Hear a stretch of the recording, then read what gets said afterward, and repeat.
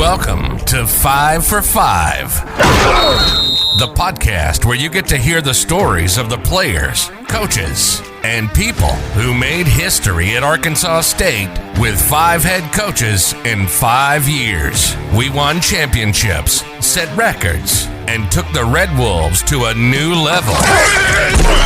We proved there's more than one way to win. The only thing that stayed the same was Adidas, Ron Carroll, and the 10 stubborn men who refused to leave. Join us as we look behind the scenes and explore this football journey. Now, here's your host, Kenny Rainmaker Rain. I'm starting to record right now. I'm starting to record this. I'm trying to see. I can't get the right background on here, but I'm telling you, whenever when I try to put backgrounds on mine, it does stuff like that. You're number one, bro. Man, gotta be. So when I do that, it says your device requires a green screen to support virtual background. If I lie to this thing and say, wait, what does that do? Oh no, that's not good. If I lie to this thing and say I have a green screen, let's see what happens here. Oh yeah, see. Okay, so all right, this doesn't work out for me, so we're gonna not do that. This is gonna be a funny one. So I've got it recording now, and so we got Darius Dunaway, great friend of mine, D-Wade, as we all call him. Know him and love him as. So D-Wade, you want to give just a brief introduction of yourself, man? Go ahead. Absolutely, man. First off, thank you, Kenny, for having me, bro. I'm honored. Excited. I love being able to be a part of your platform. First off, my name is Darius Dunaway, as you may have already heard, and I'm from Monroe, Louisiana. I may not sound like it, but I've done a whole lot of practicing on my speaking. But I'm from Monroe, Louisiana. Grew up in a single-family home with my older brother, who's a year older than me, my mom, and I. And I grew up in a deaf family as well. So my mom's deaf. Dad, uncle, aunt, grandma, grandpa deaf from my father's side of family. My mom's side of family, it was just my mother who was deaf. But my first language was sign language before I spoke English. And that was pretty unique in my house, of course. But I grew up as a kid who wandered, wondering what his purpose was, and I looked for it in everything. I grew up bitter and angry, and sports was kind of an outlet for me. When I realized that I was 6 feet tall in 6th grade, dunking the basketball, I realized I had something going for me. So what I decided to do was try every sport I could. So I played basketball, I ran track, I was on a football team. 7th and 8th grade, junior high school, I won some state championships in basketball. I thought that was going to be the direction I was going to go in, and coach pulled me up in my freshman year in high school to play football as a defensive end, and I hadn't looked back since, man. I played as a defensive end my whole high school career outside of my junior year where I had an accident, which you'll hear about more of that in my story later in the show. That's when my life changed forever for the good, and got an opportunity to play at A-State, and that's why I met Kenny Rain a year after I got there. And the relationship started, brother. I'm now graduated, married to my queen, Joanna Dunaway, who's from New Zealand. Ask me how I got her. She's from New Zealand. Actually, she's from Tonga, a small island called Tonga. And she moved to New Zealand for better education. She played tennis at ASU. We met through FCA, Fellowship of Christian Athletes. And she saw me, and it was over. No, I'm joking. We got together, and we have 3 kids. We've been married since 2013 and of December. And is it December? Yeah, it's December. 2013. Don't tell I said that. December 2013, we got married. Now we have 3 kids. She won't watch this, right? Oh, I pray she don't. I'm not gonna send her the link. We have 3 children. I have a beautiful daughter, Ariana. She's 3. My other beautiful daughter, Armani, she's 2. And my handsome son, he's 2 months old. So in our house, we got a lot of chaos. What's a clean, put together house without kids to mess it up, right? Bro, if you have kids, it's not clean for long. Oh no, for not sure. at all. I've learned that with Zane. He's just like a little walking bomb. You know, I'm telling you. he walks over to his little playpen, and we got like this big toy basket, and he just starts grabbing stuff and throwing stuff, and man, that's part of the fun though. I know all So about it too well, brother. They won't even play with him. They just take him out just so they can sit on the floor. I tell you the funniest thing, man. I got a little basketball goal for Zane, Yeah. and we got it for him for his first birthday. And so I play with it all the time. That's literally if I'm at the house and I'm in the living room, I'm just, you know, man, I'm like LeBron, I'm KD, I'm just shooting, bro, threes all day. And but I taught Zane how to rebound. Yeah. So that's it. He's not tall enough to shoot on the goal, but I've taught him how to crawl over the ball, and I'm like, ball, Zane, ball, throw it to daddy. And he throws it over to me, so I just keep shooting. I like so bad, that. man. I like hit him in the face with the ball because I suck so bad at basketball. And just bounce off Hey, of it. look, I'm like that with my daughters, brother. I'm telling you, I'm like, they have no choice. My daughter's she's in the upper 97 percentile range. She's 3 when I think she's wearing 5-year-old clothing. And so first off, I want to just stop you right there because you can't tell right now in this podcast how huge you are. And I was talking to Jamar Clark about this, how you and Jamar both are just different breeds of human beings. I mean, what do you have? Like seriously, like a 3XL, 4XL hand? I mean, your hand is freaking massive. And I'm a big dude. Yeah, it's do that whole thing. Crazy. If your hand's big in your face, you got cancer, right? I know, yeah. I've got smacked a whole lot. People tell me that all the time. I say, but it really is. And I fall for it every time, bro. Your hand is huge, dude. I mean, you are a huge guy. There are not many guys, you know, that I ever went against in football. It's like if you lock your arms out and you locked your arms out, I'm just you know, that was my only advantage, brother. I wasn't the strongest guy. I was the longest guy.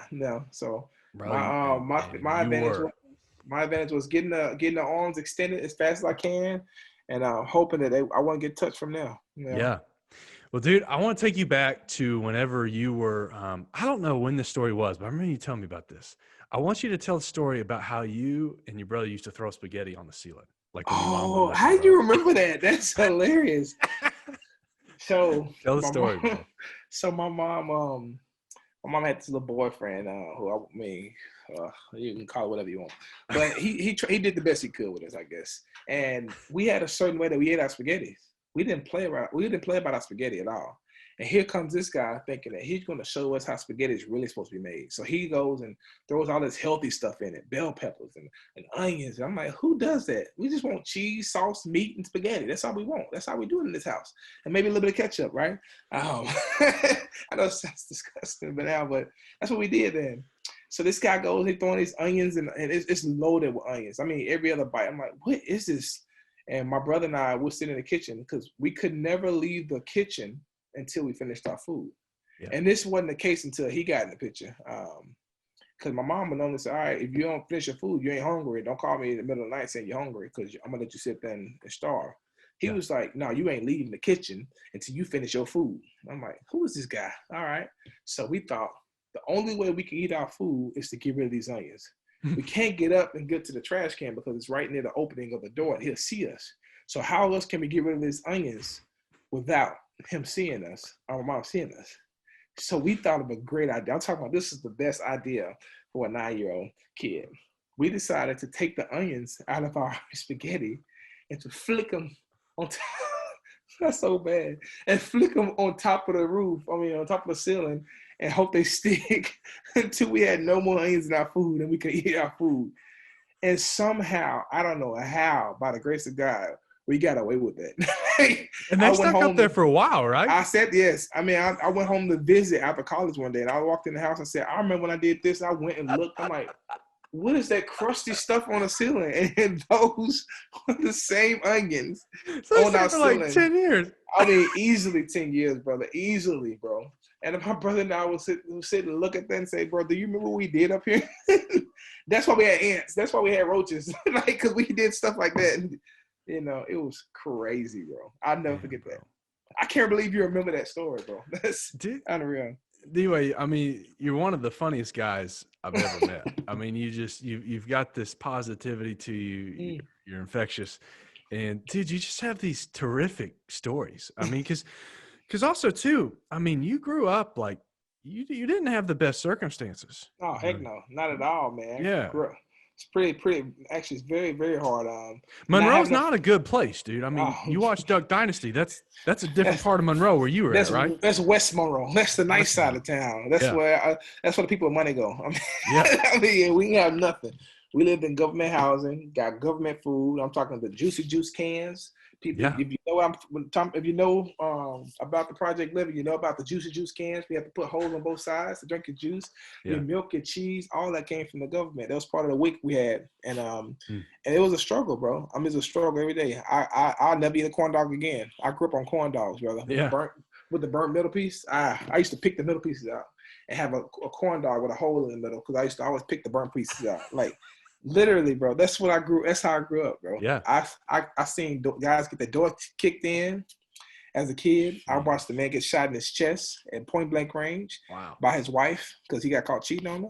I've seen some of the things that I probably can't say in your podcast. That's how bad and nasty it was. I've seen a girl get stomped by another guy, stomped on her head stomped in until she was asleep. You know, I mean, like literally, I've seen some of the craziest thing you never see. Yeah, I've seen guys walking around with sawed-off shotguns in my neighborhood and shooting them for fun to scare people away. I mean, crazy things to a point where I had to have a gun under my mattress that a cousin of mine's put under my bed, and this is at 8, 9 years old. Wow.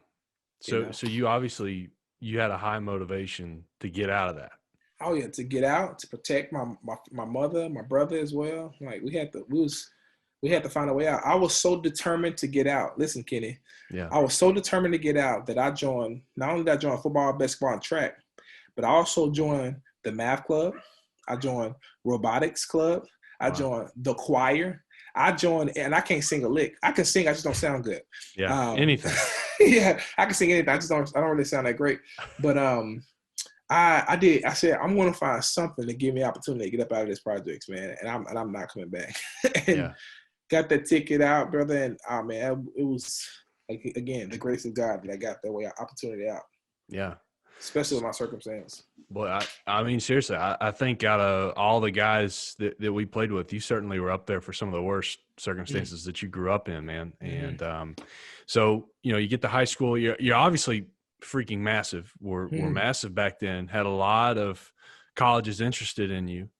Absolutely. So, what'd you have? Like over 10 D1 offers? After my injury, I had 17 offers. 17. And the first school to offer me was Arkansas State. It's really just crazy. A place I've never heard of before. I mean, and I thought I ain't going there. And that's when conviction set in really, really bad. The guy was like, "Oh, you going back to doing it your way, huh? Okay, let me fix this for you again." So who recruited you? Who was the coaches? Before my injury or after my injury? No, just the A-State. Who was the coaches that recruited? Okay. Oh shoot, it was a safeties coach. He left after you came because he left before I got there. It was Coach. Was it Platoon? Not Platoon. And maybe it was. I'm not sure. It was two guys. It was him and Kevin Peoples, of course, the D-line coach as well. Yeah, I didn't know who was recruiting Louisiana back then. Yes. For me, it was Coach Gunn, Coach Harris were the main two recruiting me. Yeah, see, I didn't even meet Coach Gunn until I got on campus. And man, that was like, oh, bro, this dude is awesome. Coach Gunn's an awesome dude. Golden ticket kind of guy. Yeah. Yeah. So, all right. So you get recruited by a whole bunch of people. Yes. You end up signing with A-State. And so then you get on campus 2009, right? Yep. 2009, the summer 2009. I never forget it. Yeah. First off, I had no ride to get here. I say get here because I still live in Jonesboro, but I had no ride to get there. Right. And my Air Force Junior ROTC, because I also joined the Junior ROTC. I didn't know that. Yeah, I was in Junior ROTC Air Force to where I literally worked my way up to Vice Commander in my senior year. And he called me and said, "Brother, how you getting to college?" And I said, "That's a good question. I have no idea." He said, "Well, what I'm going to do is I'm going to get a van. I'm going to take the back seats out, and I'm going to let you pile your stuff up in there. Yeah. And I'll drop you off." He drops me off on college campus after driving the whole way and gave me, I think it was like $47 or $48. Yeah. He said, "Good luck." Wow. Man, I dude. said, "Good luck." I said, "Okay, I'm here." I'm Yeah. here. I had 3 plastic bins. That was all I had, all my stuff. Wow. Yeah. Hey, so you were also there out with Alex Carrington, right? Alex Carrington. Oh my goodness. Dude, is that guy I really wish I think I've met him once. He's massive. Oh, you think I'm massive? Yeah. You talking 6'5", 280, Stud. solid, running a 4.7. I mean, Yeah. well, and was a threat. Like he I think he won. He played with a broken back. Really? Yeah. So he's tough too. Oh, he's tough as all get out. Yeah. I mean, one of the Dude, toughest guys I've ever played with. I couldn't imagine being tight end going against him as like a freshman. Oh, he was unreal. He was like when I first met him, he was recovering from his back after winning Defensive Player of the Year that year. He was front squatting 405 pounds at the time with a broken back. Because as he was recovering from that, because he said, "I can't back squat, so I'm front squatting." Yeah, I'm like, brother, that's 405 pounds, bro. That's like you're front squatting that. Yeah. Like, I struggled 185 front squat when I even had a little shake and fall forward, but he was just doing it with ease. I'm like, this dude is a beast, and I'm afraid of him. But thank God he's on my side. Yeah. Thank God he's on my side. So yeah, we had some really talented defensive linemen while you were there, man. Brian Hall. Did you play with B. Hall? Yeah, dude. He right. completely laid me out, dude. I wrote a little part about him in the book. I mean, that was one of my come to Jesus moments freshman year of college. I forget what his name is. He's a GA that was running scout team offense, and it was like this. It was a play. I'm running scout team. I'm the H-back, and I'm supposed to actually crack the defensive tackle. Like, hey, man, look, Brian Hall, the best dude on our defense. You don't hurt him, okay? Like you're supposed to blindside him. You don't blindside him. Yeah, it's Brian Hall.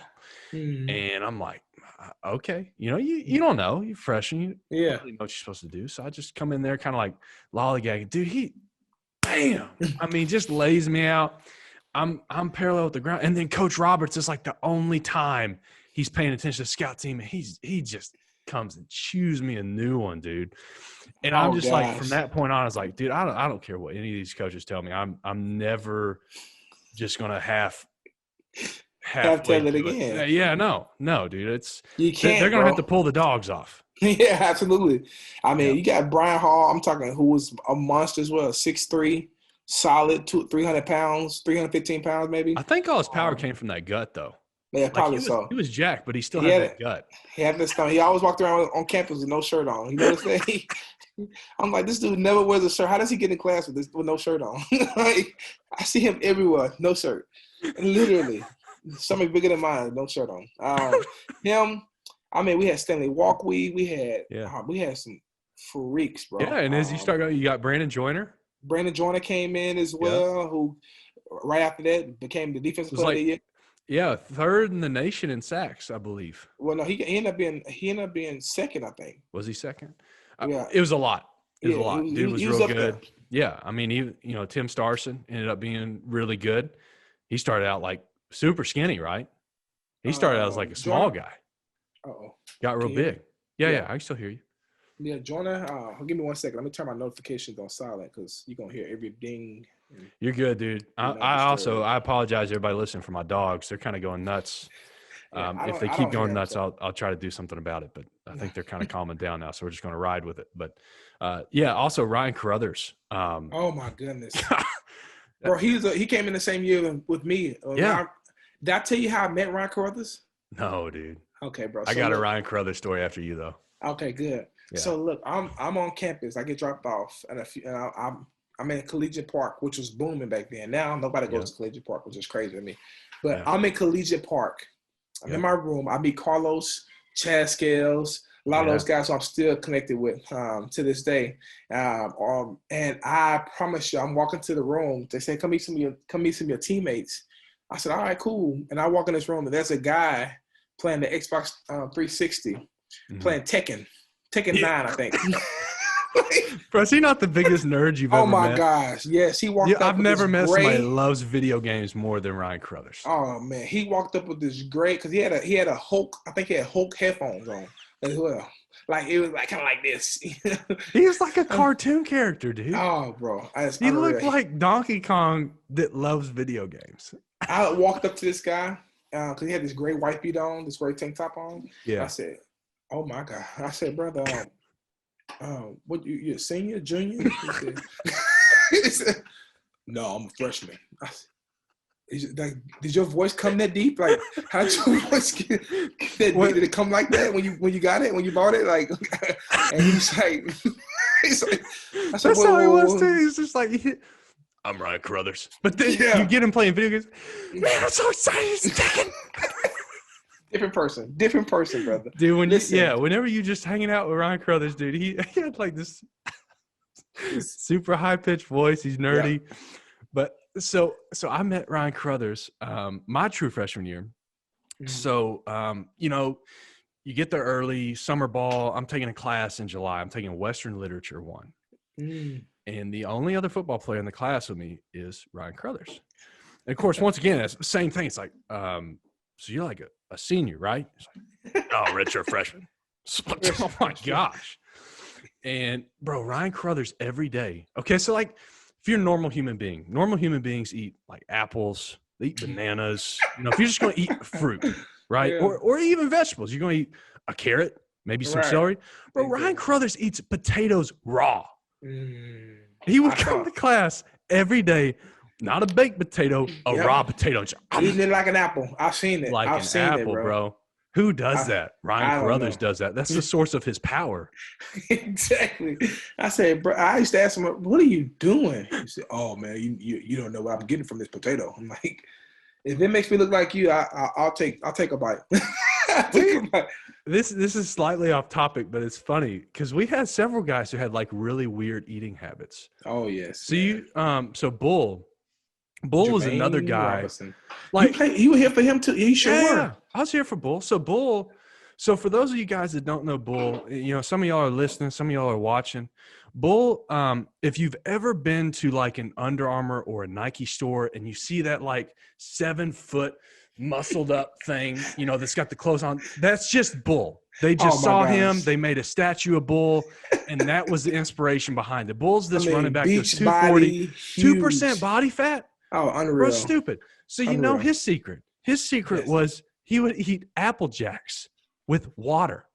No. With water, bro. I went over to his apartment one day. He's eating Apple Jacks with water. That's unreal, bro. How can you disrespect Apple Jacks like that? Like, you cannot disrespect Apple Jacks like that. Well, these are the secret powers, right? Like, if you want to be strong like Ryan Crothers, you eat raw potatoes. If you want 2% body fat, you eat Apple Jacks and water. I make him do that. I'm not willing to sacrifice like that, though. Yeah, if I had to. Oh, bro, I don't know. I would just eat the Apple Jacks for real. Dry. That's what I said. Dry. Oh yeah, maybe dry. Dry be better option. I'd eat them dry before I eat them with water. But that's like, I agree, bro. Northern Korea is looking at that like, what's up? I agree, man. Like, what are y'all doing? This is torture. Yeah. To watch this. Oh man, dude. We had so many quirky guys, man. So many, bro. And that's the my really. brother had these. Well, I'll tell you about this. Something that many people don't know, and I hope Ryan Carter watches this. He had these underwear he would wear for every game that he wouldn't take off. I promise, maybe it's 5, 6, 7 holes in them. Like, he would wear the same underwear and socks for every game. He said, and I said, brother, what are you doing? I'm talking like with a strap was separating from the seam to where he used it as a handle almost to pull them up. Like, I said, brother, what are you doing with these underwear, man? He said, they're my lucky draws. I'm like, what? They're my lucky draws. Like, okay. If you keep dominating the way you dominating, keep wearing them, brother. You get to wear whatever underwear you want when you're Ryan Crothers, man. Exactly. I'm like, these are the craziest looking mangled, like a dog chewed through front, back, and side. He just kept wearing them. I said, brother, it ain't holding nothing. Everything just out. Like, it ain't protecting nothing at all. Ryan Crothers' thighs, though, bro, they're like, it's the size of a person. Right. Like the He dude was had a 36 waist and had to wear like size 46 it's because crazy. his thighs were so big. They just ripped jeans open, dude. You know, he used to work out before the game sometimes, and then sometimes after the game as well. He's a freak, dude. Yeah. The guy, if he wasn't the strongest player we played with, He was. I think he also was the strongest player on the Chargers team when he was there. Really? As well. Yeah, they did an article on how he was the strongest guy on the team. But you know, he was a state championship wrestler too. Yeah, like I think he lost one match when he was a true freshman. Yeah, I think was it. Yeah, he was a freak, dude. He was a guy that I'm shocked that he didn't like make it longer in the NFL because he's stud. Absolutely. So anyway, if anybody's listening to this out in the NFL, go find Ryan Carruthers, pick him up, CFL, whatever, man. The dude's a freak. So Dewa, let's get back to you. And so, you know, you got Alex Carrington, you're freshman. You know, I asked Philip this, I want to ask you. So what was like that welcome to college football moment for you? What happened? Ooh, when Coach told me I had the red shirt. Well, first off, when I met Alex Carrington, he told me we played the same position. And I looked at myself and I looked at him.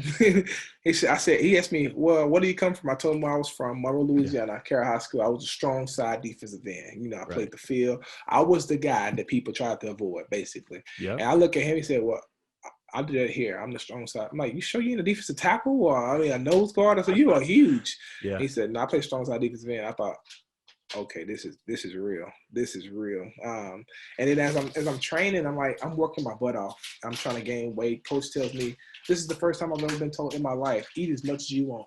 Eat as much before you. If you think about food, you wake up, you put it in your mouth, you eat it, and you go to bed. Because I was that skinny in my first. Yeah, you're year. Pretty skinny when you got there, right? Absolutely, I was 245, I think, when I got in. Are you 6'6" or 6'7"? 6'6". By the end of my freshman year, I was 270. Yeah. I was by the time I got there, you were big. Yes, you were thick. I gained because I was trying to compete, man. I redshirted, and man, that's probably the best thing that could ever happen for me because I thought I was bitter at the time. I thought, man, I go from being the guy, and everybody goes from being the guy at their school to coming in being told you're not the guy. You're gonna actually sit out. You may or may not even travel as you're redshirting. Right. And I'm like, well, hold on, coach. Oh, we didn't talk about that when I signed my scholarship here. I was promised everything. So that was my awakening moment. I would say when I got to college, and then because I had no issue with conditioning, I had no issues with any of that. I enjoyed working hard.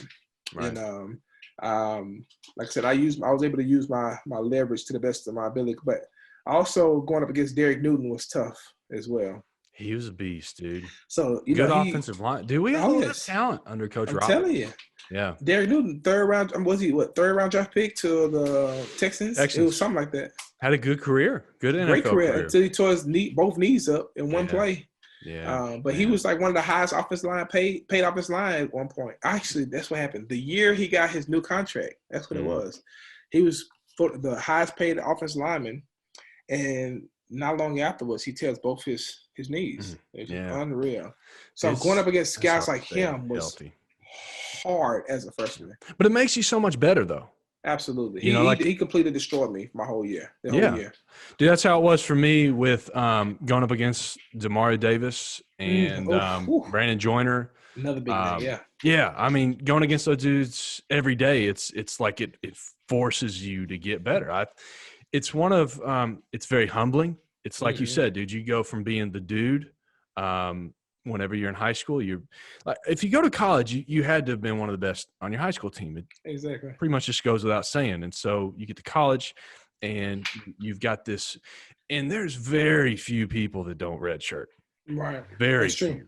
That's true. And unless you're like RJ Fleming or Sir Gregory or something. Yeah. Those guys were studs. They were studs. And so, out of my class, 2 guys didn't redshirt.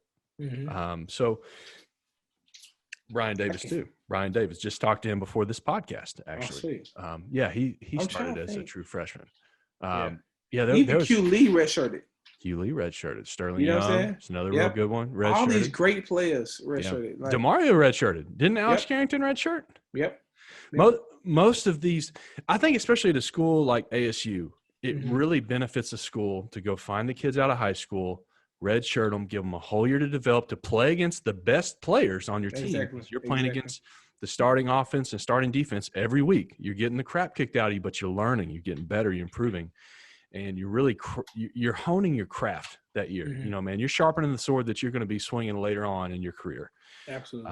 And I think that can be something that is, I'm sure, tempting as a coach to just try to, you know, man, I think a big part of why we were successful when we were there is we really had a foundation of guys that were kind of built and bred there. And then you had, you kind of filled in the pieces with JUCO guys. You know, you had like your Dwayne Framptons, you had your Brandon Joiners. You know, you had these JUCO guys that you could kind of plug in, Josh Jarbo. But, you know, man, with that, you know, if you don't have like a strong culture and you're bringing in all these personalities, dude, that's a lot. Absolutely. To take in, man. Not only that, you bring in different personalities and different coaches as well. I thought about that whenever I was first writing the book. And you think about, you've got guys like you from Monroe, from like the Hood, you know, Josh Jarbo's from College Park, Atlanta, Georgia. You know, then you've got guys like Alan Wright, who's from Cave City. You know, the place has right under 2,000 people. Alan Wright is one of my best friends, chicken farmer now. He's a chicken farmer. Dude, he's a very successful farmer, man. I believe it. He never said a word. I believe it. He never said a word ever. No. I mean, he worked his He's tail really off. come out of a show recently, man. Oh, yeah? He's going to be like one of the only dudes that comes over to my house to do the podcast here in the studio. Because seriously? Yeah, he comes over to my house on Friday mornings. We'll have like a prayer group just kind of over at the house. He'll come over in the morning. So we'll have like prayer together and stuff. Man, he's an awesome dude. You got to send me his number after this, man, so I can catch up with him, man. I miss that kid, man. Yeah. I say that kid, but he's a grown man now, probably. He's a grown man. married. He got married around the same time we got married, I think. No, dude. Alan's been married since he was like 19. When did he get married? Yeah, seriously, I think when they were 19. Because I know. What year was that, fam? 2011, I believe. Yes, same time, around the same. No. It was later than that. You got married after college, didn't you? No, I got married my senior year. So that'd have been 2013. 2013. Harson. No. Yeah. So I'm thinking he got married around that time. I only say that because I remember we was able to take our wives on a bowl game trip. And I got to take Joanna to the trip. And that's why I met Alan's wife. Maybe because he was already married. He was already married because he moved. So I moved into the village, the married housing, because I got this awesome deal because I got this liver disease and this colon disease. I couldn't eat the calf. So I got to move into the village and had a 2-bedroom apartment all to myself that at first it housed a ping pong ball table in one of the bedrooms. And man, I'm a tinkerer. I'm just have always been like an inventor. And so eventually the bedroom morphs into a room that my mad laboratory. It has 2 3D printers. It's got a CNC mill, a drill press. I've got all this electronics kits and stuff, and I'm trying to invent stuff and sell stuff out of the awesome. I never forget the solar panels you made. The solar panel for the phone charger. Solar power phone charger, man. Yeah, I remember that. Had thumps, had the bass booster. Yep. That's crazy, bro. In college, you did some of this stuff as well. It's unreal. I know, dude. And you've been introduced me to Evercare. Remember that? Oh, dude, I used to. You and Tom Castelaw. Tom Castelaw, man, he got me on Another stud. He is. Yeah, dude. I was texting Tom. And, I've got. So one thing I do want to say in this podcast: if you played from 2010 to 2014. I probably have pictures of you, and they are on 5for5journey.com. You just go to the year that you played, 2010, 11, 12, 13, 14. I've got tabs for each one. You can go into pictures. It sends you to a Google Drive. You can find your file, get your pictures. They're free. Wow. My goal is to just have a database of all of our pictures, all of our video, everything for all of us to just kind of preserve our legacy in that time. So I love that. So smart. Yeah, man. It's, my grandpa flew in World War II. He flew B-17s in the European theater, and I've got all these pictures of him. He was in the Air Force for 30 years, was in World War II, Korean War, Vietnam War, and I love it. I absolutely love going back and seeing history. But dude, I would love to have some videos of him and some more stuff, and it's just not there. And that's what I want to preserve for Zane. That's what I want to preserve for you and your family and everybody else that played and was involved. A way to just kind of capture this history. And also that's the point of the podcast is for, for you to tell your story and for everybody else to just have this opportunity to share it. We host it, and anybody who wants to see it can learn about the D Wade. I love it, man. Yeah. I love it. Wow. Hey, so how has that been? I know you said something about you reminded me about your liver and colon with the whole gluten and things like that. You still have that struggle? I'm guessing that you can't have any gluten and things like that? Yeah, dude. So I'm still gluten and dairy free.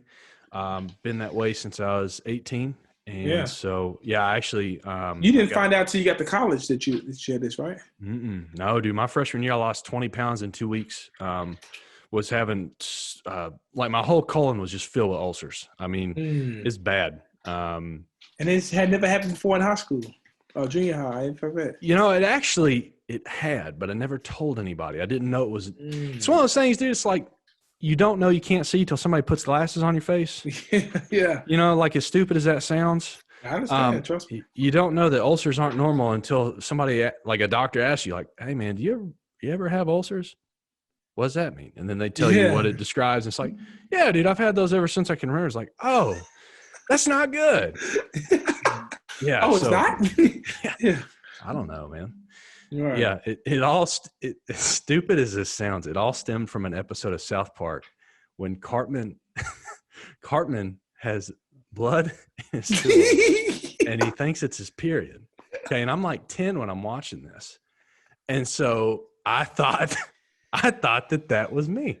And so I didn't say a word for almost a decade. Oh my gosh. And that's why parents, you shouldn't don't let your kids watch South Park when they're 10. Don't do it. You'll go with medical issues for like a decade. And not know anything about why. No, dude. So stupid, hilarious. But what do you do? That's hilarious. Yeah, man. So going back, man. So let's see. So you red shirt, and then so when do you start getting in the mix for playing and everything? My red shirt freshman year, I played a little bit, not a whole lot. But my red shirt sophomore year is when I played a lot more. Yeah. And, so Freeze's year, 2011. Had a lot more responsibilities. Played quite a bit. I was in the rotations. I didn't start because again, Brandon Joyner was there that year as well. I was also playing with Tim Starson and Jeremy Gibson. Like I said, we had solid guys every year I was there. Then Eddie Porter comes in as well, and John Gandy, and those guys come in from JUCO. So we all shout out to Eddie Porter. Follow me on the YouTube channel. Yes, man. Porter gang. Yes, right.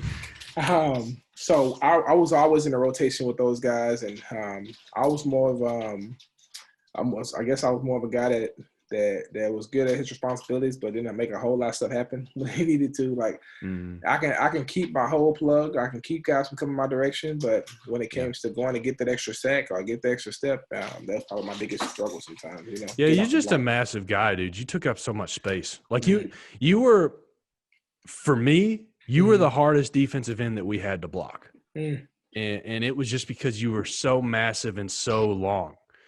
Very similar to. So I had to go against my first ever start was Malzahn's year at Oregon. Deion Jordan, dude, number 3 overall draft pick. Okay, not him. 3rd round.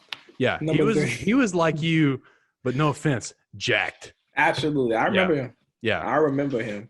Man, I played against that game too. That's the game I dislocated my elbow. Oh, dude, that's no fun. And we had Nebraska 2 games later, and I had to play in a sling or whatever on one of those arm braces that kept my arm close to my shoulder pads. I couldn't had to keep playing through that. Nebraska was a loud place, dude. Oh yeah, but they were some of the sweetest people I've ever met. Yeah, we ate so good. I'll never forget the meal. We had some fried chicken, we had some mac and cheese, we had some collard. I mean, we had a little bit of everything up there. I said, "Oh, y'all feeding us good up here." Yes, sir. What has this been my whole life? And you fly into Nebraska. I don't know what airport that is. I need to look it up. But you fly in there and it's just cornfields everywhere. And then you're just driving through the corn, and then bam, there's a stadium that holds 100,000 people. And it's like they just built this in the middle of the corn, I guess. Okay, cool. Yeah. So that was definitely an interesting year. Wild ride. We finished the season on an game winning streak. Didn't lose the Sun Belt game at all that year. No, we did. We didn't lose the Sun Belt game under Freeze. On the Freeze, that's right. I'm sorry. Freeze, we didn't lose the Sun Belt game. Malzahn, we lost one Sun Belt game, right? Yes, we did. But who was it to? Western Kentucky reversed? No, it wasn't that. It wasn't. Was it? West Kentucky. West Kentucky reverse was Roberts' year. Double reverse, yeah. That was Roberts' year. That was whenever they went for it instead of going for an extra point in overtime. They did the double reverse to just go ahead and knock it out. But they got us with that twice, though. Yeah, this is going to bug me, dude. I got to look up who we lost to Malzahn's year. Yeah, because I want to say it was Western Kentucky, dude. Or was it Troy? No. Because Troy was going off that year. No. We beat Troy. I remember that game. We were playing at Troy. Crazy. They knocked the ball out of Bryce Giddens' hand before he even snapped it. It was nuts, dude. We got it on film. I think we even sent it in to try to show the Sun Belt how bad Troy cheats. 2012. That's hilarious. I'm curious. Now, you got me thinking. We had Middle Tennessee. We had North Texas. We had Troy. Let's see. Yep, we lost to West Kentucky. I knew it because we only beat West Kentucky twice. 1 year while I was there. No, twice for me. Harsin was the year we lost or won. We lost to Harsin too. Yeah, because they had Bobby Trent. That was when I gave the pregame speech. Remember? Oh, yeah, I remember that. That's hilarious. Coach Pitt in the back. Yeah. Anybody, if you want to look it up, it's hilarious. I gave a pregame speech in 2013 before we play ULM and before we play West Kentucky. And the ULM one, I'll be honest, I can barely watch it now just because I said man so many times. Man. I got better at speaking. I really do appreciate Harsin even giving me the opportunity to do that. But West Kentucky, man, I'm telling a story, David and Goliath. I love this. Oh my gosh! Tell us what happened. What happened? Yeah, dude. So I'm telling this. I'm trying to get everybody hyped up, man. I thought about the night before, about just like what I'm gonna say. And so anyway, dude, I'm telling a story about David and Goliath, and I get to this part where I talk about how David goes down and he gets five stones. Okay. And it's not because he thinks he's going to miss. It's because Goliath has 4 brothers. So he gets 1 stone for Goliath, 1 stone for each of the brothers. He's going to kill all of them with 1 shot. Like, that's how confident he is. So I get this part, and Coach Pitt is in the back. He's like my hype man. Okay. And I still wonder, like, did Harsin talk to him after the ULM talk? He's like, hey, man, Kenny needs like a hype guy this time. Get him a hype guy. And so anyway, you just hear Pitt in the back. Yeah. And then I get the part where he's gonna kill them all, and Pitt just goes, F yeah, and everybody, you can see in the video, everybody starts dying laughing. Oh yes. Sergi standing beside me and just loses it. And I lock eyes with Ryan Crothers because he's the only guy in tears. Ryan Crothers just didn't phase him, dude. Only guy in the whole room that's not laughing. And on the inside, dude, the 10-year-old version of me is just dying laughing. I'm like, I can't handle this right now, but I've got to keep going. I got to keep the hype.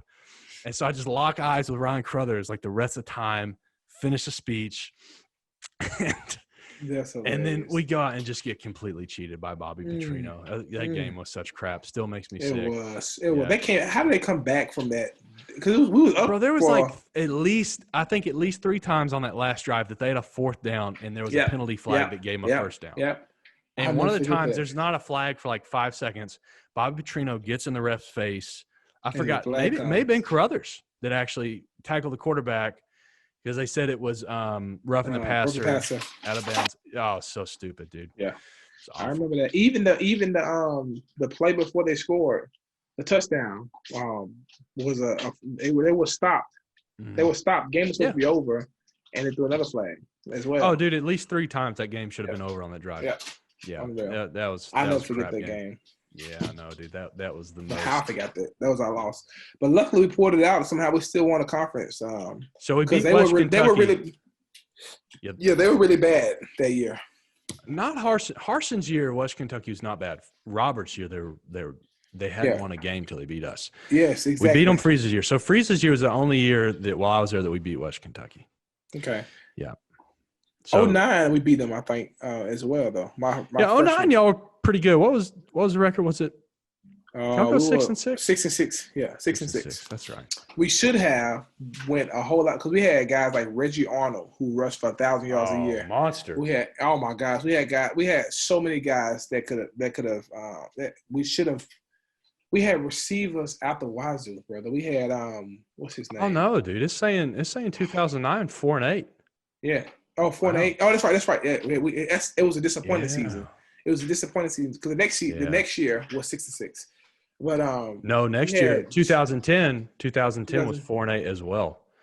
When did we ever go 6-6? When did we go 6-6 then? No, so that's right. 4-8 was 2 years with Roberts. Then we went Freeze 2008. I remember this because this was one of the big things that kind of turned me on Arkansas State. They beat Texas A&M 2008. Yep. Go 6-6. Yeah. Yes. Yep. 06. And that's the year after they went from Indians to Red Wolf. That's the second year. I believe that's right. First year as a Red Wolf in 2008. And I think so.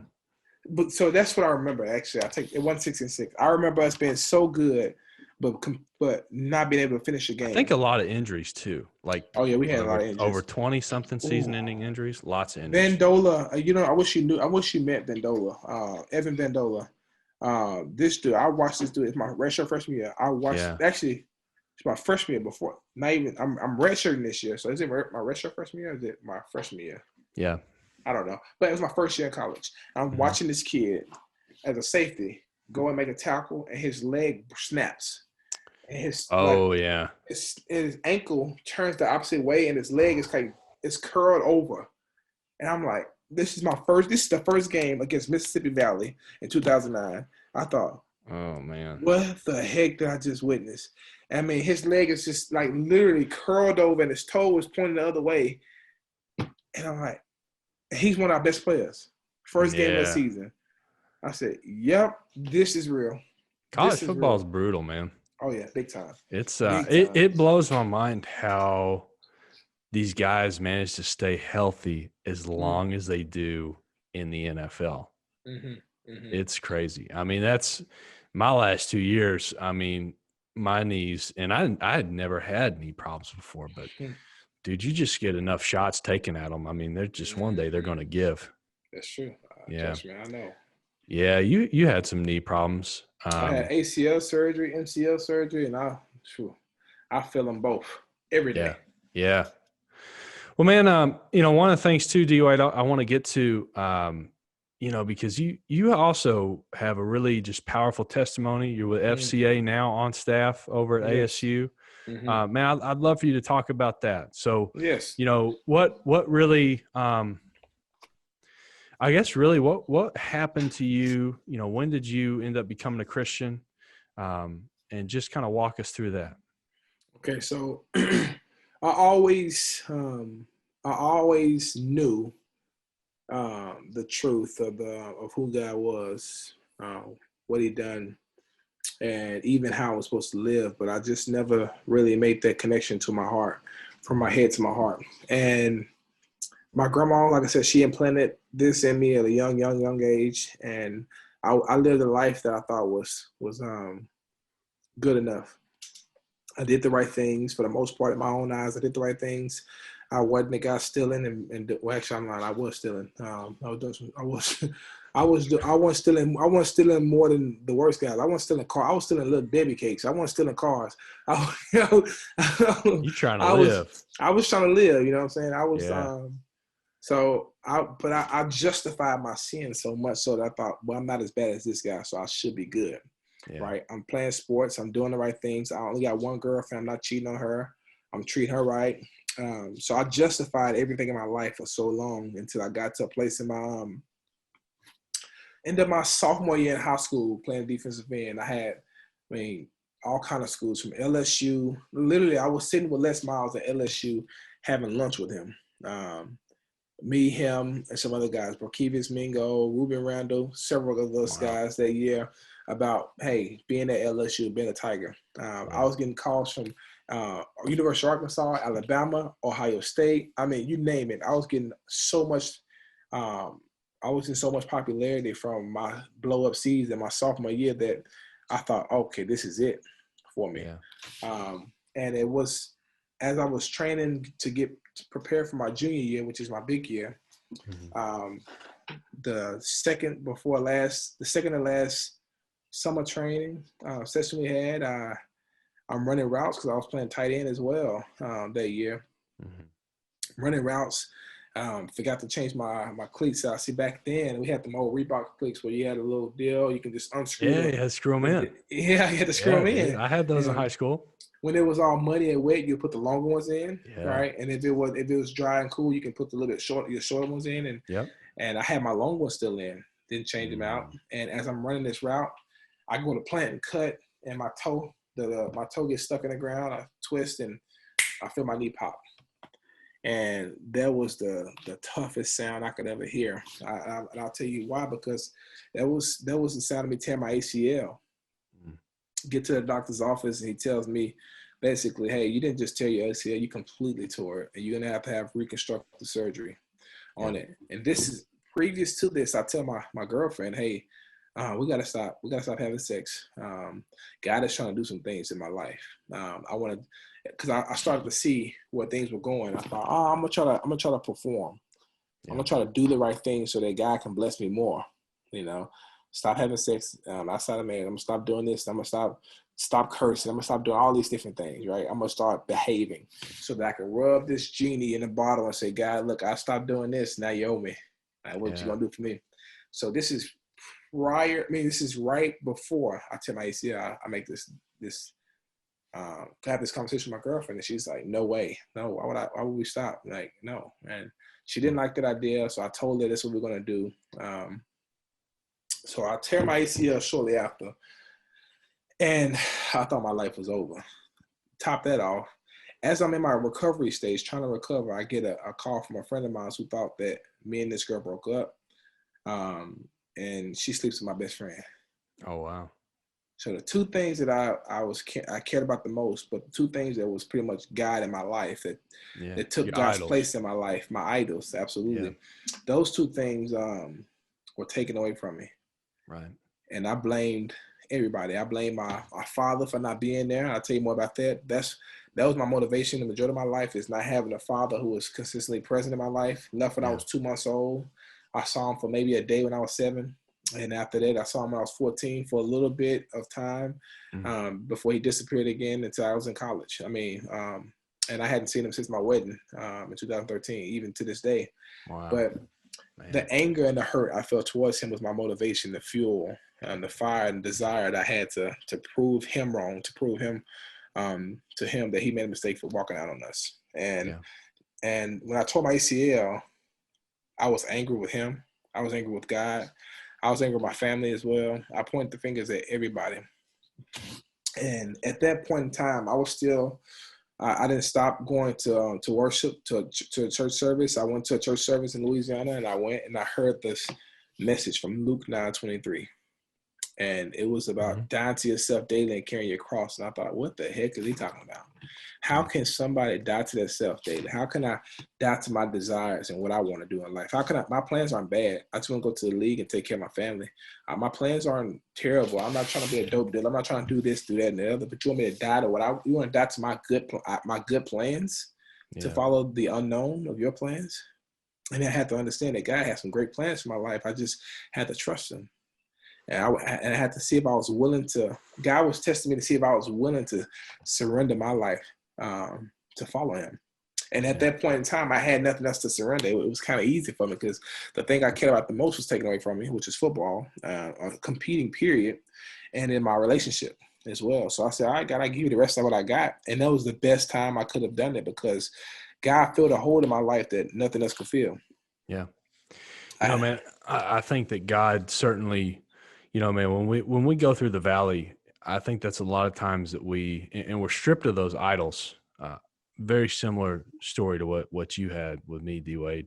It's many times that we look around and we see nothing, that we look up.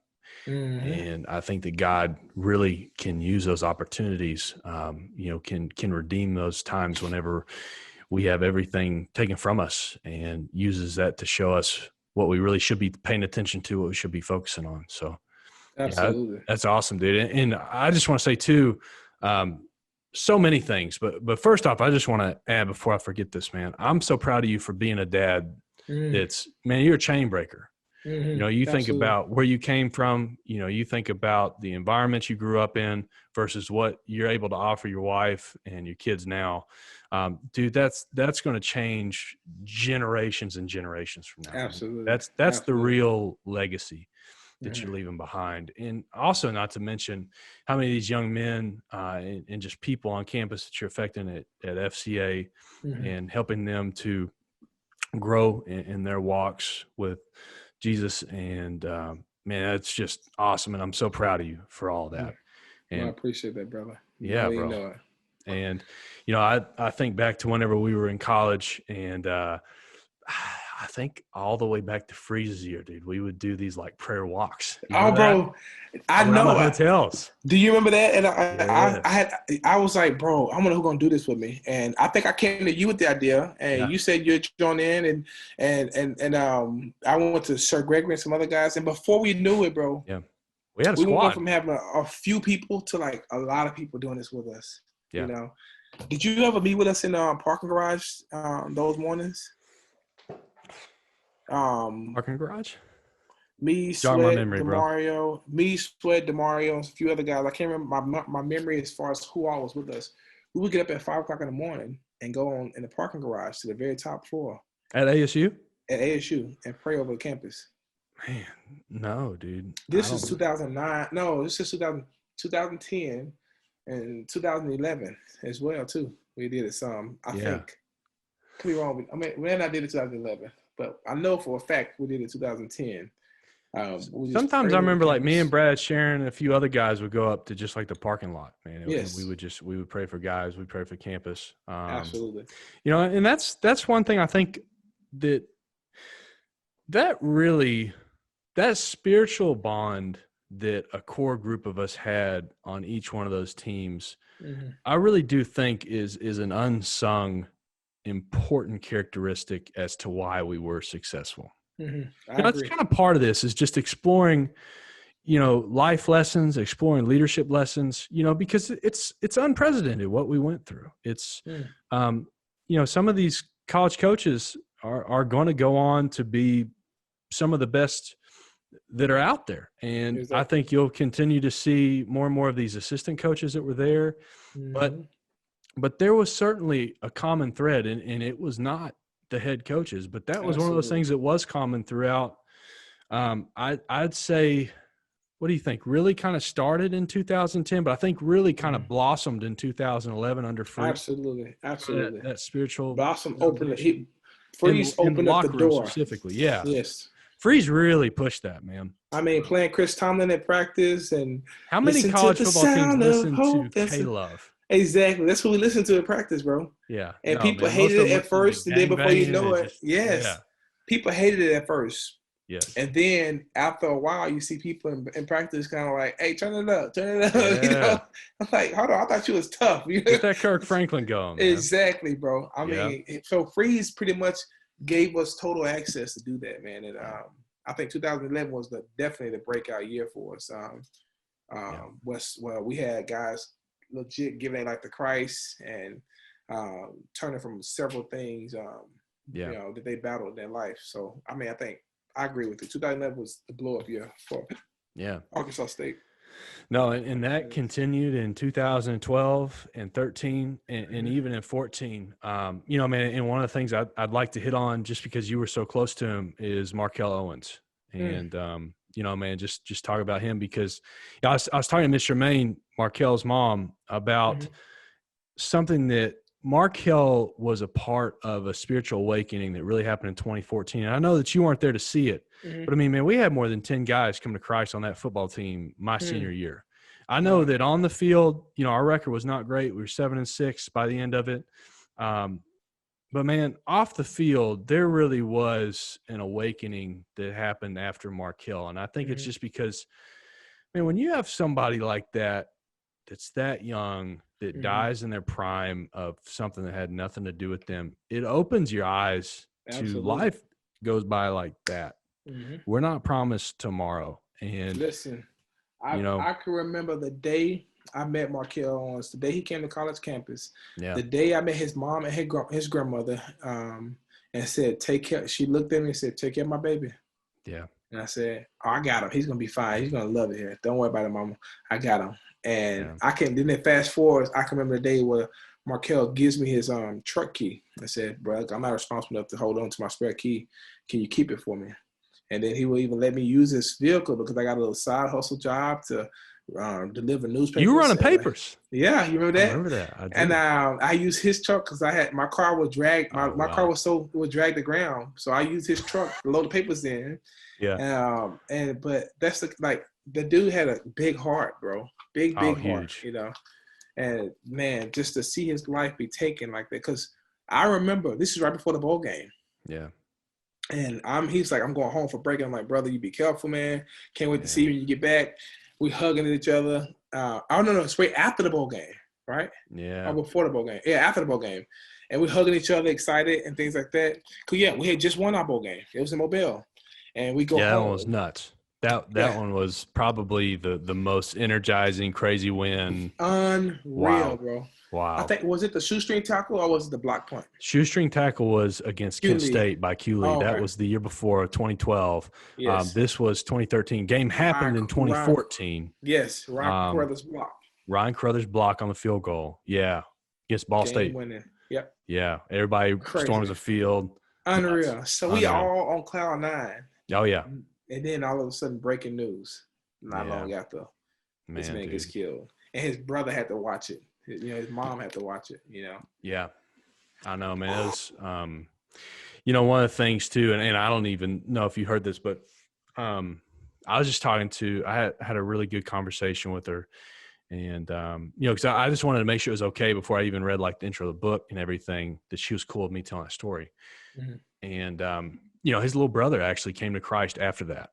And so think about this, dude. If Markel's not there, and Markel doesn't save his mom and his little brother, little brother's not saved, dude. Exactly. And I was just telling her about that, and like, that's what Markel would have wanted, and it's not what we wanted, and a lot of times these horrible things are not what we want. They're not what we draw up, but man, he's a hero in my book for sure. Absolutely, I agree, 100% hero. Big time hero. No one else probably would have done what he did to step in front of that. He wasn't supposed to be over there. He was supposed to be at his grandmother's house. Really? That's the crazy thing. Yeah. But he was at the right place at the right time. So God used him to protect his family, and that's fine. Yeah. Because he's at a whole lot better place than he would be here. So that's tough. It's tough. It is tough, man. But I miss him. Yeah, no, dude, I was.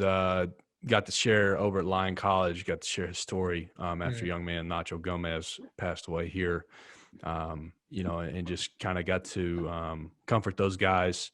And, it sucks, dude. And that's what I told them. I said, man, it's been, at this point, it's been 7 years, and it still is hard. You still miss them. And, in the first episode. It's been that long, 7 years. Yeah. It's crazy, dude. Coming up on 8, really. So, yeah, I played. I found a YouTube clip of him speaking and giving an intro to a class that he had put. He had started like a little YouTube channel. So I played that in the very first episode of the of this podcast. After I read the intro, because I was like, it's kind of the concept of the podcast is to let everybody tell their story. And I was like, man, here's a clip of Markel giving him his introduction. And Tyler Grieve hit me up at like 3 a.m. He's living in South Korea now. What? Yeah. I was wondering what happened to Tyler Grieve. He was teaching secondary education. I mean, he was over elementary. Yeah. Yeah. Now he's. Last time I talked to him, he's like teaching at military bases. He's in South Korea. He's may go to Germany soon. So seriously, so anyway, he went to the military. No, he is just teaching on military bases. I didn't know you can do that. You can do that? Dude, I didn't know you could do it either. That's apparently what he's doing. So, wow. Yeah, wild stuff, man. So he hit me up though. You know, he said just whenever he heard Markel, he just lost it. And yeah, it's. I hope that this whole project can really, you know, kind of help memorialize him and be a way that we can go back and remember him, tell stories about him, and you know, be a place that his memory can live on. I agree, brother, man. I think it's hard to forget a guy like Markel. The energy he had, the jokes he would tell. I mean, Bro, is he not like the funniest guy ever? he's one of the funniest guys I've ever been around. He stayed I clowning, love that guy. You know, I always laughing at him. I always was laughing at him. He had all the jokes. So, you remember in 2013, we're playing Auburn. Great jersey. You remember gray jersey? And we got the our names are spelled wrong. Oh yeah. No, we got the took the penalty. I took it. And I was like, yeah, what? Why? It's Auburn. We don't need to start 15 yards behind both halves. Both halves, bro. I thought, what is going on? And I was like, yeah. Yeah, everybody's like, what? He took the penalty. So we lose that game and we get on the bus. and I'm sitting across from Markel. And Markel goes, we really thought we were going to beat Auburn. They beat our ass. Listen, Markel was one of the most hilarious dudes, I'm telling you. And the timing was always perfect for him. He'd be sitting back there chilling, like, man, we're going to beat Auburn. Like, nonchalant with it. He was hilarious, bro. He still is hilarious. But I just laugh and I think about him so much sometimes because some of the jokes he would tell. You know, I watched Markel. I got another story. Yeah. Markel was around. This is I think the same year. And Sir Gregory we had just got to practice one day, and Sir Gregory was like, "Hey man, there's a party with the AKAs and at this location." No, he said the Alphas are throwing a party at this location. I think it was a phone party or something like that. And this is not 2000. This is like 2011. And he's all excited about it. And Markel comes out the shower and they're like, man, you a frat hoe, ain't it? You like, what did you say to him? I cracked up laughing. I could not control myself when he said that to him because he knew about all the events. He said, man, you know all the events, you know everything that's going on. You're a frat hoe, ain't it? Brother, I lost it, bro, when he said that. And that's something I always can look back on and laugh at because Sir Gregory didn't know what to say when he said that. That's like, Sir Gregory, what do you mean? No, I ain't going to. I was just trying to tell you what was going on. Nah, man. All right, Sir Gregory. All right, sir. Yeah, nah, man. Come on, man. Yeah, hey fool, chill, fool. That's that Memphis talk. Chill, fool. Hey, fool, chill. Germantown, ain't you? Germantown, bro. That dude is silly, man. I miss him though. Oh yeah, dude. Yeah, it's there was never like anytime there was just like a moment to insert something. Markel was like just on the spot, dude. On time, on timing. On time, perfect. Every time. Perfect, man. Like UPS overnight, man. Yes, bro. I love it. Yeah. I love it. Well, dude, so that's, 2013, you graduate and you start selling cars at Premier Auto. Yes. And you're a hustler, dude. I mean, you're going to do whatever it takes. Absolutely, man. Can't be denied, man. I told myself that I'm going to do whatever I got to do to make sure my family is provided for and that I just get a chance to give my children something that I never had as a kid as well. So I started teaching first. I started teaching sixth grade science. Realized I couldn't talk about Jesus as much as I wanted to in this classroom. And also I struggled with the praxis exam as well too. That was another part of it. I had taken it so many times. I guess that was a sign for me to move on. I moved on to selling cars because I wanted to do something more. And it wasn't sell cars. It's just Jabari was a manager there, and he told me, hey, bro, why are you waiting? Just come do this for me. Do this with me for a little bit. I know you'll work hard. I know that you're a man of integrity. Come do this with me. And I did that for 2 years, bro. And I was like, God, okay, I'm ready. What is it that you want me to do? Yeah. because I wasn't spending enough time with my wife. I was selling a lot of cars, but my wife was definitely not happy with me not being home, And so I ended up getting a call from Todd shortly afterwards about an opening on ASU's campus as one of the chaplains positions. And I thought, okay, great. Yeah. I'd love to do something like that, man. Yeah. He said, "Whoa, hold on, before you get too excited, you got to raise your own support." I said, well, what does that mean? He said, "You got to raise your own salary." Like, from where? What am I raising it? Like who got it? Like, what do I got to talk to? He said, "Well, you got to go and do, like, legit meet with people, sit down, get monthly supporters, get donors, guys that want to support your ministry and fund you." I said, "Oh, bro, I can't do that. I can't do that. I can't go around asking about for money. I can't do it. I'll call you back." It took like 3 weeks, bro. A guy just dealing with me, punching me over and over again in my stomach, saying, "What are you doing? Like, do you trust me with your finances? Do you trust that I'm gonna take care of you?" Because at this point, my wife is telling me she's pregnant with our first child. Yeah. And I'm like, "God, I got a baby coming. You want me to give up this job where I'm making good money to do something that I don't know?" You don't know what you're going to be making. What I'm going to be making? What's going to happen from it? And God's like, "You trust me in everything else. Do you trust me with your finances?" And I was like, "God, I don't. And I want to, though." So I called Ty back 3 weeks later. I was like, "All right, bro. All right, I'm ready. Yeah. Tell me what I need to do." And the funny story about that is I ended up telling my boss at Premier Auto what I was going to do. It was the hardest conversation I thought I was going to have. Ended up being the easiest conversation. He said, I knew you want to be here long. This place ain't for you. I knew you had something else that's going to take you from here. Yeah. And I'm glad it's going to be ministry. And I want to be one of your first supporters. Oh, wow. Yeah. So he allowed me to work part-time while also going to my support meetings as well. So I would sell cars and be with people, raise support at the same time until I Shout out to Premier Auto for that. I know. That's awesome. Great awesome. And he's still to this day one of my supporters. And the other owner, Kelly Copeland, said, "Hey, look, man, you've been such great help for our company, and I love what you're doing."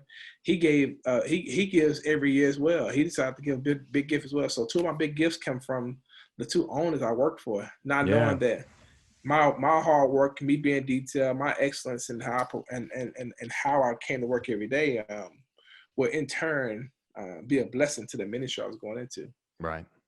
So it was just like God opened doors that I never thought would be open, put me in front of people I never thought I'd be in front of. And God just said, "Watch me." God told me literally, "You get out of the way and watch me work." I said, "Okay, God." That's awesome, dude. Well, hey, if somebody wants to support FCA, how do they do it? Yes. So you can actually do 2 things. You go to my website, DariusDunaway.com. They actually show you what I'm doing on they'll show you what I'm doing on campus. It'll show you a whole layout of everything. I'm still updating the website as well, but it'll show you how to support. Yeah. You can call me. You can put my phone number in the link as well, or you can email I'll try me. to put all this stuff in the notes. Yes. On YouTube and wherever you find this at, you'll be able to see these links. Absolutely. I mean, but DariusDunaway.com is pretty much going to be the way to do it. There's also another link through my FCA page, which is on my website at DariusDunaway.com that take you straight to FCA. Yeah. It's 100% tax tax deductible. I'm always ready to support. I don't see deductible in your contacts. What do you want to say? Did you hear Siri tell me? Siri thinks she knows everything, man. But it's 100% tax deductible. But more than anything, this COVID year kind of threw some things off, and I actually am looking to raise about $15,000 before the year's out. So if you feel called to be a supporter, you can give $1 a month, $100 a month, $1,500 a month. It doesn't matter. Whatever you can give, it'll be a blessing to what I'm doing on campus, man. I just want to give my endorsement to you, man. You are, absolutely. I know, I help out at Lion College football and we'll text back and forth, man. And you really are a guy that loves Jesus. You're genuine. I mean, you are passionate about leading and teaching other people, other men specifically on the ASU football team and basketball team. And if you want to invest money into a guy that's going to go out and raise laborers, Darius Dunaway is your guy. So, hope that anybody out there, go check out DariusDunaway.com, and would greatly appreciate if you support him. Absolutely. And I look at it this way, man. Many people want to be able to do the things that we get to do on a daily basis. Yeah. I get to do this full time. I meet with athletes every day of the week. We just had 53 new guys come in from the football team. But I get a chance to meet with guys every day. I had a guy 2 days ago who watched his father die from cancer. Oh, wow. And because of the availability I have, I got to sit with him until 2 a.m., just being with him, Yeah. So most people wish they can do these things, but they can't because of the job they may be working, the family time. So your gift is just not a financial gift. It's an opportunity for you to be involved in the ministry of what's going on. And of course, as you're a supporter, you always know what's going on. I talked to Steve Bryant today, actually. Talked to Steve Bryant's the man, dude. He's the man. I talked to him. Bryant. Talked to DeMario as well. You're talking about these athletes, and what's going on. I even talked to Tim Langford. That's crazy. It's just part of my routine is to reach out to these supporters as well and say, hey, look, I just want you to know how these cats are doing. This is what's going on right now. This is what I want you to be praying for right now. Can you pray for this kid in particular? So I have different guys praying for different people. And God, Bible says when 2 or 3 gather together in my name, there I'm in the midst. And I believe that. I believe that as people are praying for other people are praying for athletes as well, God's going to do some stuff. And it led to me getting a text message yesterday from a player saying, hey, look, man, I want to make a decision to no longer chase filling myself for marijuana, but rather filling myself with Jesus. Yeah. And I thought, man, that's beautiful. Yeah. So your gift is more than just financial is what I'm trying to say. It's more than just financial. It's you are pretty much doing what you would like to do through your finances. Or supporting the ministry. That's awesome, bro. Well, dude, I think that's probably an appropriate way to end this podcast, man. Mm-hmm. How can I pray for you? I'd like to do that. Yeah, well, just pray for our household. As again, we have a 3-year-old, 2-year-old, and a 2-month-old. Just for patience, because my wife is, man, she's bossing it out. She's home with the kids. I'm pretty much gone most of the day, and she does it by herself most times. Every break I get, I come home to help her, but most of the time it's never a long enough break because there's 3 of them. Man. Yeah. So the patience for my wife, and it'd be one big thing. And also just that God keeps opening doors for me to meet with these guys on campus. Because I have several guys I want to meet with. I hadn't quite gotten the response I'm looking for yet. On some of these new guys, but I believe God's gonna open some doors there. And I want you to pray for that. And then just lastly, I know I'm asking for a lot, but the third thing is just some of these other things that's distracting these guys. We have a lot of cults that's coming after these cats, man. Black Hebrew Israelites, a cult. Bro, I have to tell you, that's a conversation for another day. Like, it's a whole religion that targets African American or dark skinned people, who tells them that the white man are Edomites and they're gonna be in hell for what they did. It's all about the slavery, man. It's ridiculous, and it's believable because they it's like eisegesis. They take the word and changes what it means, and people believe it because they're looking for something more tangible, and that's not it. That, and also this World Mission Society Church of God, where they believe in the Heavenly Mother. That stuff has been really effective to my athletes. So be praying against some of these cults, man, that's trying to take hold of these guys, and that I can continue to, not me, but the Holy Spirit can work through me to grab hold of these guys and pull them away from these things. Just trying to entangle them. Spiritual warfare, Ephesians 6:10. Make sure they got their whole armor on. Yeah, that's a great passage, brother. Well, hey, dude, this is not standing for the podcast, but hey, man, I want to pray for you now. Yes, let's do it, brother. Let's do it. Yeah, Father God, I just want to come to you. I want to thank you so much for Darius Dunaway. Just thank you for his family. Pray that you would just be with Ioana and Darius, and just help them to be chain breakers, Lord, to just be able to change their family tree and just be able to make an impact for the kingdom through their kids and through all the generations to come from them, and that D-Wade would just continue to invest in the athletes on campus and just teach them truth, teach them your word, and would just be devoted to making disciples, Lord, and ultimately may truth win out. And God, just pray that you would also just help him to get the financial support that he needs. God, that you provide for all of us. God, that the birds don't worry about the food that they eat, or they are provided for just as you provide for us every day. And so just pray that you would continue to build our faith and just help us to continue to learn from you and love you and just be men of God for you. In Christ's name we pray. Amen. Amen. Thank you, my brother. I Like old times, brother. Absolutely, man. I love it, man. I get emotional thinking about, this is 2000. This is what, 10 years ago, bro. A relationship. Actually, now almost 12 years ago. Yeah. Our relationship, our friendship started, and now we get a chance to. We got families now. We get a chance to pray for each other. We get a chance to do things like this, things that we never can envision or see. It's unreal, to see it happening. And I'm thankful.